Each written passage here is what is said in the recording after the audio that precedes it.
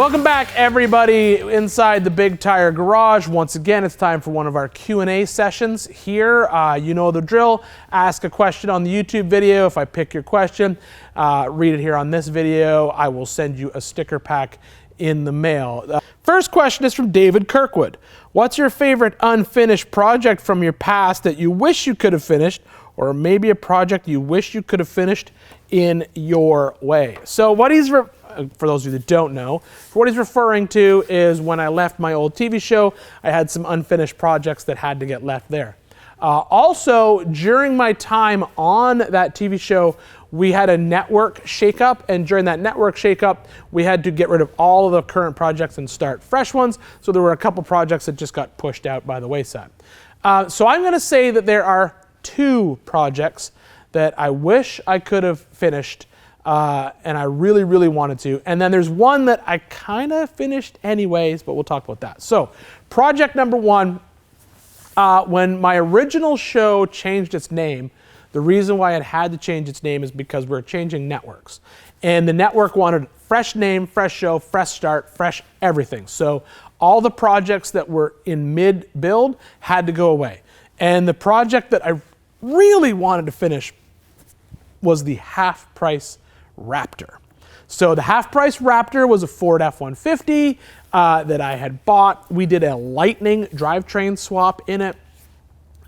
We did a long travel suspension, a baller long travel suspension kit on it.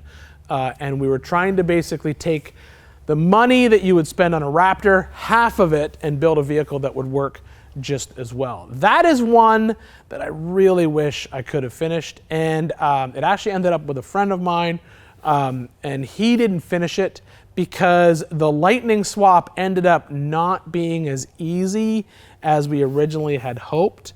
When we were kind of originally sold on the Lightning swap, it was from somebody who had done it previously, and there was a lot of stuff we didn't know. And unfortunately, we couldn't get that information, and he ended up just parting it out. If I could do it again today, which I would love to do, I think I would do a Coyote instead of the Lightning, and probably put some type of aftermarket supercharger on it, in it, just because why not, and then do the same thing. I actually have it on the list of possible projects for four-wheeler for next year, but with a twist. So hopefully we'll see it maybe similar next year on four-wheeler. All right, next project that is equally disappointing. Ironically, it's also a Ford. I really wish I could have finished the Ultra 4 Ford Bronco that we were building when I left my last show. It was basically just a tube chassis on a frame table. Engine was in, transmission was built. We had the front end from Jimmy's. It was a full IFS kit. And the reason that I really, really wanted to finish that one was because we were right on the precipice. I think it was the 100th? 75th anniversary of the Bronco? I can't remember. There was an anniversary for the Bronco that we're trying to finish it by. At that time, the new Bronco had not been announced yet. So there were no Ultra 4 Broncos. We really would have been the first person to ever come up with that Bronco style. There were guys racing Ultra 4, Dustin Sexton was one of them, with a Bronco body. Even the very first vehicle to win King of the Hammers was a Bronco-themed vehicle, Bronco body buggy. But we would have been the first IFS Ultra 4 style Bronco trail rig. Now, you know, Lauren's got his, Vaughn's got his, there's Jason Shearer's got his, everyone's got, you get a Bronco, you get a Bronco, everyone has a Bronco. So right now it seems kind of passé, it's already been done, big deal, blah, blah, blah. But at the time it was gonna be a pretty awesome vehicle. We didn't finish it because obviously I was let go from the show, and so that project was owned by the production company. I did try to buy it because they listed it for sale on Facebook Marketplace. Had no idea what it was. I think they listed it for like 10, 12 grand because they just looked at it and was like, pile of tubing. But man, it had all the ADS racing shocks in it. It had that Jimmy's front end. It was sitting on a fab table that was worth the 12 grand they were trying to sell it for. Unfortunately, what happened was all the sponsors who were involved in that project got a little upset when they found out they were trying to sell it, killed that sale, and they had to send all the parts back, which I think is actually better for those sponsors in the long run. So I didn't get to build that one, so that is another one that I really, really wish that I could have finished, but unfortunately I did not. And then lastly, a project that I didn't get to finish, but I kind of did, The same time, if you remember, I was building a Defender D90. I had a Cummins R2.8 in it. I was putting axles underneath it, and it didn't get finished. But I would say that I got to finish that vehicle the way I wanted to, even better, by building the green Defender 110 that we built on four-wheeler. Same engine. It's got the our Cummins R2.8. It's got the Tremec TR4050. It's sitting on the JK chassis. I would say that one actually ended up better than that D90 ever could, and I'm super happy that I was able to finish that vehicle in this place. So there you go. The projects that I wish I would have finished, projects that I finished my way. I'll still get to some of those.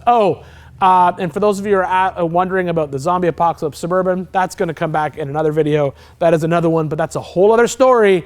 And so that's going to be addressed later. So make sure you pay attention to that one. So the next question is from Trevor Gould. Trevor Gould asked, being a talented builder, what made you choose to build off-road vehicles against building hot rod / custom cars? So, great question. I actually grew up in the hot rod world. So where I grew up in my small town of Smiths Falls, Ontario, Canada, there wasn't any trail ride. There wasn't a lot of trail riding / rock crawling. There was a bunch of mud bogging, which I hated. Still hate, thank you.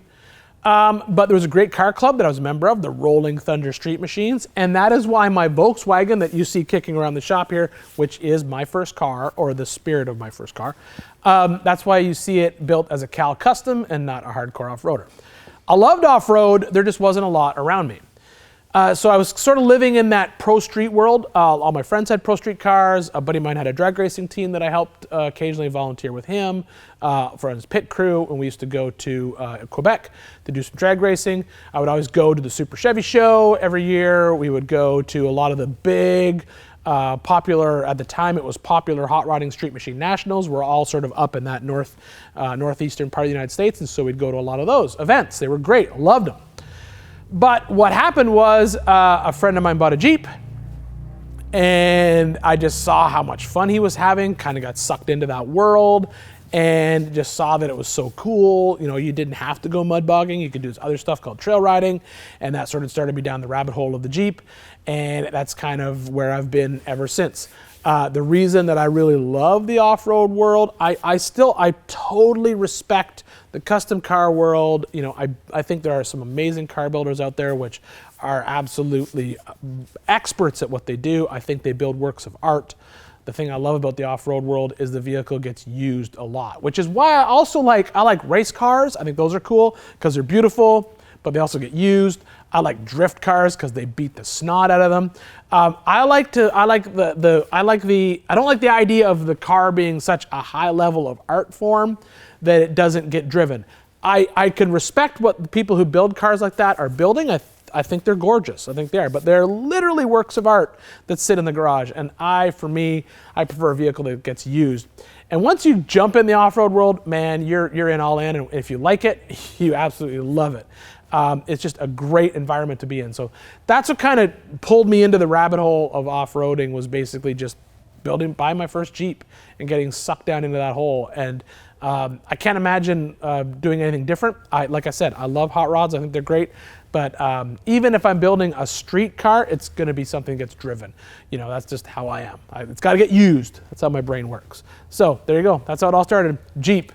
The Jeep is the entry-level drug. It'll get you every single time. Every single time. Okay, so third question A. Joshua, gosh, I hope I'm saying this right, Doughton Hall. I apologize if I mispronounced that. Since you've wheeled all over the country, what is your pick for the best all-around tire for a dedicated trail rig? Oh, hot topic. Best tire. The answer to that is simple. There isn't one. There's no way one tire is the best tire.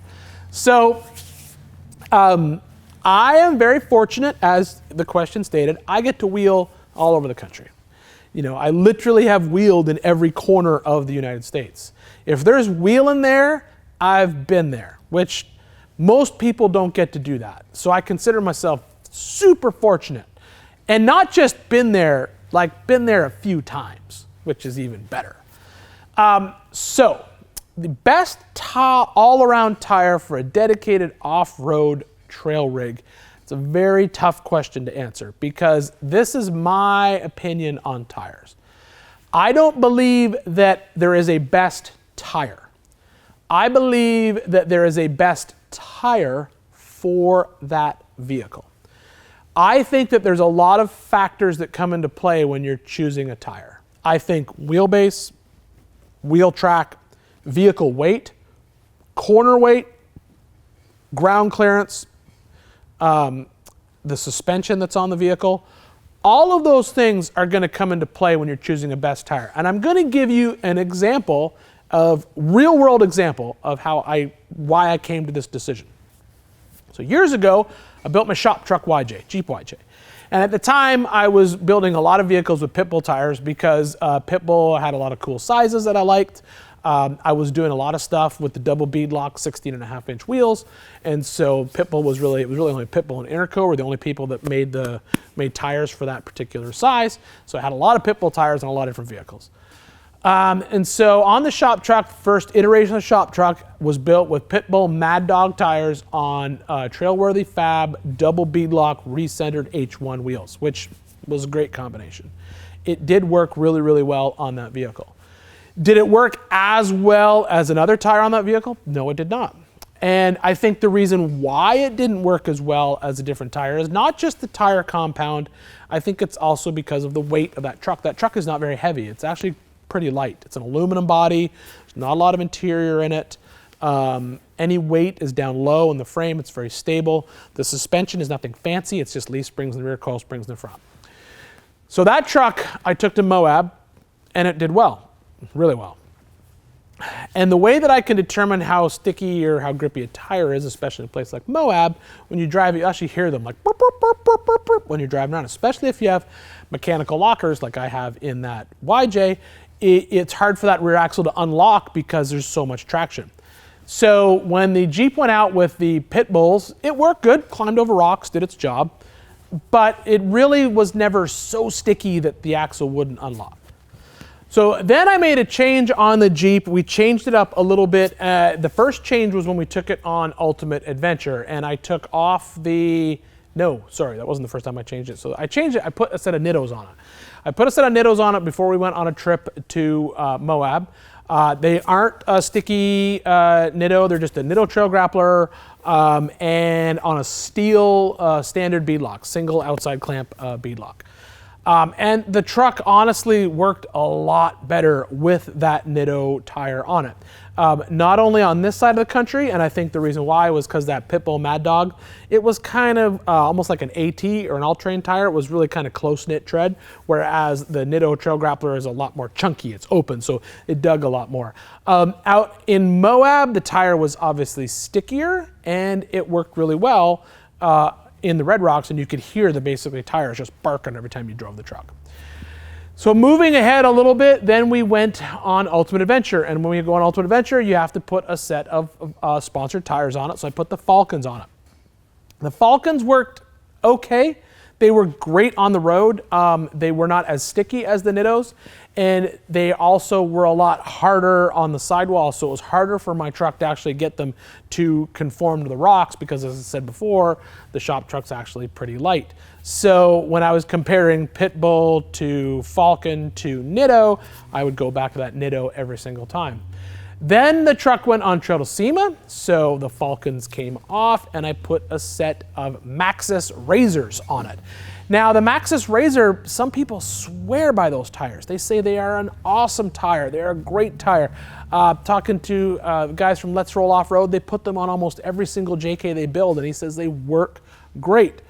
On the shop truck, they did not work great, and I thought maybe I was going crazy. I thought maybe that I was just not driving right. I hadn't been in the truck in a while. It's probably been a year since I'd wheeled it, and we're in Moab, and I'm having trouble on a bunch of different obstacles that I just can't get up. So to prove that I wasn't going crazy, I took the shop truck back to Moab for that year's Easter Jeep Safari, and I put the Nittos back on it, and I wasn't crazy. The Nittos worked so much better on that truck. And this is what I think it boils down to. But at the same time, everyone with a JK with those Razors was doing great. So I think when it comes to a tire for a specific area, I think it's not just the area. I think it's also the vehicle. I think certain tires work really well on certain vehicles. Another example is Lockjaw, my 715. It's got red label crawlers on it. And I think the weight of that truck with the red labels works amazingly well. I don't know if it would work as well with a set of non-sticky tires on it. I think it would just burn them off whenever it tried to climb something. That truck works so well with red labels, I'll never take those off that truck.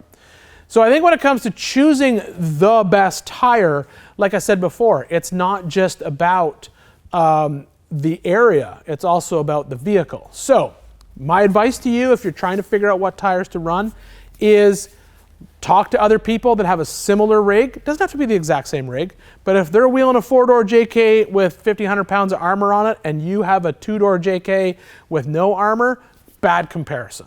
Find someone who's got a similar rig to yours, the tire size you want, and talk to them about their tires. But do not fall victim to what I call the free tire guys.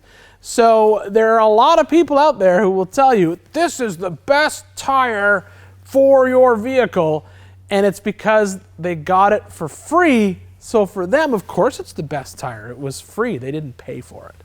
So ask them, where'd you buy the tire? How long have you had the tires? Have you had any sidewall cuts? Been any problems with the tread? How does it work? Watch them wheel the vehicle, pay attention to it, and really do your homework on not just the tire, but the vehicle that is sitting on top of those tires. And don't just take someone on TV or YouTube's advice that says, this is the tire that you need, because that's absolutely not true. They don't know anything about your vehicle. You need to do your own homework. Just because someone is on TV saying that this is the best tire, there's probably a chance that that's not the best tire for you. It's the best tire for them. I firmly believe that I have the best tires on my different rigs. I think the shop truck has proven that it works best with the Nittos. I think that my LJ has proven that the 42-inch red label is the best tire for that vehicle. I think that on my tow rig, I run Nittos because I get so many miles out of them. It blows my mind. A tire that surprised me, I put the Mickey Thompson Baja Bosses on the Willys wagon. Very impressed with those tires. I thought they worked great. But saying that, I would love to try some other tires on those vehicles. So I'm not going to tell you that one tire is the best tire, because that's just to be honest with you, it's a bullshit answer. It's not the right answer. You're going to have to do your homework, you're going to have to talk to people, and you're going to have to really compare apples to apples. And don't just listen to people on the internet who are going to tell you this tire is, or TV, they're going to tell you this tire is the best tire, because they don't know anything about your car. Nothing. Do your homework. That's the best way to figure out what tire is best for you. So there you go. Hopefully that answered your question. I guess I didn't really answer it because the question was, what's the best tire? My answer was, there isn't one. But hopefully that'll give you something to think about when you're shopping for tires for your rig. Once again, thanks for all the questions that you guys have asked. We're going to keep doing these Q&A videos. This one I don't have a where is it now, because honestly I just had I've answered a bunch of questions. This video is probably getting pretty long, so we'll just leave it at that. I'll get you one on the next one. And thanks once again. Make sure you do all those YouTube things, like, subscribe, hit the notification bell, give me a thumbs up, and ask your questions in the comments below. If I did answer your question, send me an email with your address to bigtiregarage@gmail.com, and I'll get your sticker pack out. We'll see you next time, guys. Talk to you soon.